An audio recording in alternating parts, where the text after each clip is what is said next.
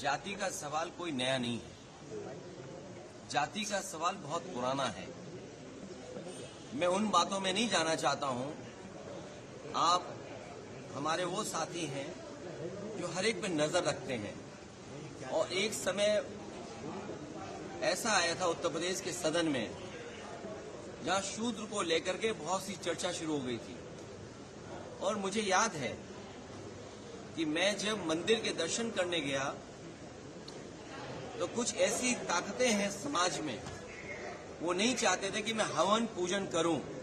मैं आपसे कहूंगा साथियों कि वो जानने की कोशिश आप करना कि वो कौन सी ताकतें हैं समाज की जो किसी को पूजा पाठ के लिए, हवन के लिए उस समय रोक रही थी। और वो दिन मैं भूल नहीं सकता हूं जिस दिन मुख्यमंत्री आवास को गंगा जल से धोया गया था। मुझे कोई आज समझा दे, कोई जागरूक समझदार इंसान मुझे ये समझा दे कि किसी मुख्यमंत्री के घर को गंगा जल से कैसे साफ किया जा सकता है। मैंने लोकसभा के चुनाव में मैनपुरी में देखा कि बहुत सारे लोगों ने प्रतिमा को धोया था। अगर ये सब बातें मैं भूल जाऊं एक बार को, लेकिन उसके बाद मैं कन्नौज में उस मंदिर में गया था जिस मंदिर में जाकर के पहली बार मैं चुनाव जीता था, और मेरे वहां आने के बाद मंदिर धोया गया था। सोचिए, आप कल्पना कर सकते हो, जब आप चंद्रमा में जाना चाहते हैं, इलेक्ट्रॉन्स की बात कर रहे हो, डिजिटल इंडिया की बात हो रही हो, विश्व गुरु, अमृतकाल, विकसित भारत, और आप गंगा जल से धोएंगे मंदिर को। सवाल अगर ये हट जाए एक बार को, और जो सदन का सवाल है, क्या बीजेपी, कांग्रेस पार्टी के नेता या किसी भी व्यक्ति की जात पूछ सकती है? हम और आप लोग कभी व्यवहारिक मजाक करते हैं तो उसमें चलो एक बार को कोई बात मजाक में चली जाए, लेकिन सदन में जो शब्द का इस्तेमाल हुआ था, मुझे तो ये लगता है अनुराग ठाकुर जी को कहा गया है कि 99 बार गाली खा करके आओ आप सदन में, तब आप मंत्री बनोगे।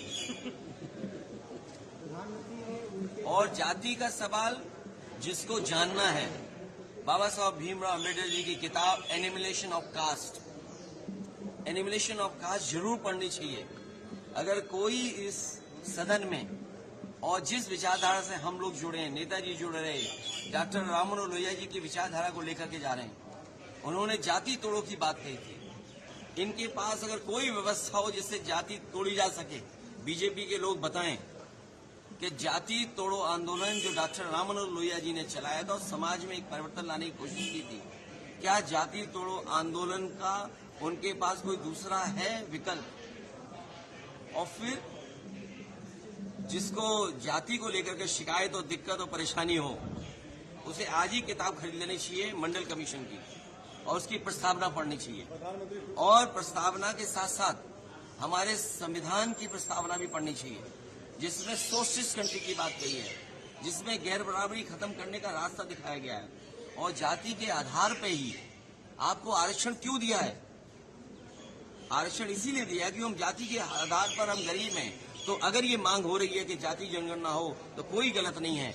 हमारे बहुत सारे फैसले और बहुत सारी नीतियां तभी अच्छी बनेंगी जब जाति जनगणना हो जाए और समाज को ये पता लगे कौन कितनी आबादी का है, उसको उस हक और सम्मान के साथ उसको उसमें मिल जाए। और सबसे बड़ी बात है, भारतीय जनता पार्टी के लोग घबराए हुए पीडीए की लड़ाई से। ये पीडीए से घबराए हुए हैं, क्योंकि एनडीए को अगर किसी ने पटका है तो पीडीए ने पटका है। और जो लोग कहते थे एम बाई गठबंधन, एंड हमारे पीडीए ने एम बाई को हराने का काम किया है। इसका जवाब उनके पास नहीं है। प्रधानमंत्री